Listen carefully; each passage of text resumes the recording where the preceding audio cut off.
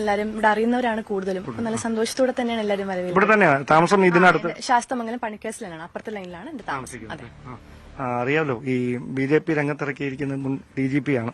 അപ്പം അത് ഏത് തരത്തിലാണ് ഈ തെരഞ്ഞെടുപ്പിന് നിങ്ങൾക്ക് ഈ ആളുകളോട് സംസാരിക്കുമ്പോൾ കിട്ടുന്ന ഒരു പ്രതികരണങ്ങൾ എങ്ങനെയാണ്? അങ്ങനെ ഒരു രീതിയിലും ഇല്ല. കാരണം മത്സരമാകുമ്പോൾ പലരും ഉണ്ടാവും, ഓപ്പോസിഷൻ പാർട്ടീസ് എന്തായാലും ഉണ്ടാവും. മാഡവും മത്സരിക്കുന്നത് വളരെ സ്നേഹത്തോടെ അഭിമാനത്തോടെ തന്നെയാണ് കാണുന്നത്. നിങ്ങൾ തമ്മിൽ കണ്ടായിരുന്നു എപ്പോഴും? ഇതുവരെ നേരിട്ട് കണ്ടിട്ടില്ല. കണ്ടാൽ കൈ കൊടുത്ത് സംസാരിക്കും, അങ്ങനെ ഒരു പ്രശ്നമില്ല.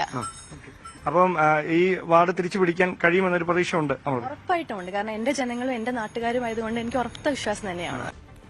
ശാസ്തമംഗലത്ത് വീട് കയറിയുള്ള പ്രചാരണത്തിൽ ആണ് BJP സ്ഥാനാർത്ഥിയും മുൻ DGPയുമായ R. ശ്രീലേഖ. വലിയ സ്വീകാര്യതയാണ് വോട്ടർമാരിൽ നിന്ന് തനിക്ക് ലഭിക്കുന്നത്.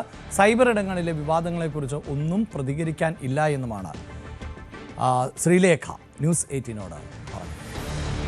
ഒരു 60% വീടുകളൊക്കെ കയറി. ഇനിയിപ്പോ ബാക്കി കുറച്ചും കൂടെ ഉള്ളൂ, 40% ഉണ്ട്. കുറെ ഫ്ളാറ്റുകൾ ഉണ്ട്.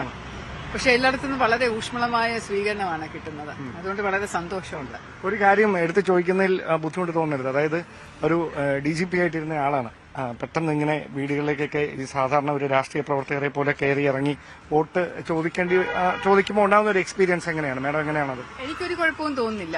എനിക്ക് അവരുടെ പ്രതികരണം എല്ലാം നല്ലതാണ്. വളരെ അപൂർവമായിട്ടുള്ളവർക്ക് മാത്രമേ ഉള്ളൂ മനസ്സിലാവാത്തത് ഞാൻ ആരാണെന്ന്. ബാക്കി എല്ലാവർക്കും പൊതുവെ അറിയാം. അതുകൊണ്ട് അവരൊന്നും പറയണ്ട, ചോദിക്കണ്ട, ഞങ്ങൾക്ക് അറിയാം, വന്നോളാം, വോട്ട് ചെയ്തോളാം എന്നൊക്കെയാണ് പറയുന്നത്. അങ്ങനെ ഒരു അക്സെപ്റ്റൻസ് ഉണ്ടാക്കാൻ ഉണ്ട്, ഷുവറായിട്ടുണ്ട്. ഈ ചില വിവാദങ്ങളൊക്കെ ഈ സൈബർ ഇടങ്ങളിലടക്കം തങ്ങൾ നേരത്തെ എടുത്ത നിലപാടുകൾ അല്ലെങ്കിൽ അത് ചോദ്യം ചെയ്തുകൊണ്ടൊക്കെയുള്ള ഒരു എതിർ, ഞാൻ ഒന്നിനെ കുറിച്ചും ഞാൻ ബോധേഡല്ല, പ്രതികരിക്കാൻ ഉദ്ദേശിക്കുന്നില്ല. അപ്പൊ വിവാദങ്ങളെ കുറിച്ച് പ്രതികരണമില്ല? ബോധേഡേ അല്ല. വലിയ പ്രതീക്ഷയിലാണല്ലേ? വലിയ പ്രതീക്ഷ, 200% പ്രതീക്ഷ.